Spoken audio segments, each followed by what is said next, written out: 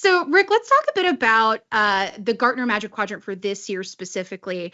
I know one of the things we're really proud of is that we have reached the highest ability to execute for the sixth consecutive time, and we are a leader for the ninth year in a row. So, those are two really exciting accolades. Do you want to talk to us a bit about what we were excited this year?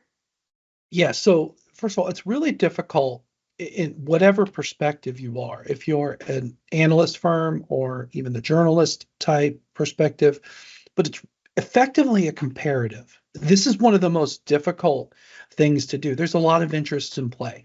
And when we look at something like the Gartner Magic Quadrant framework, right, this exists for several different products. There's enterprise storage, there's distributed cloud, public cloud, there's software as a service, collaboration platforms.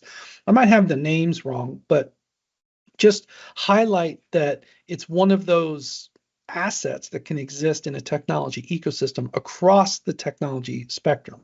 So when I look specifically at the Gartner 2025 Magic Quadrant for backup and data protection platforms, new name, by the way, it's one of those things that, every year the criteria changes. Now, there's some things that are consistent through the years, things like, what geographies and like some revenue requirements, et cetera.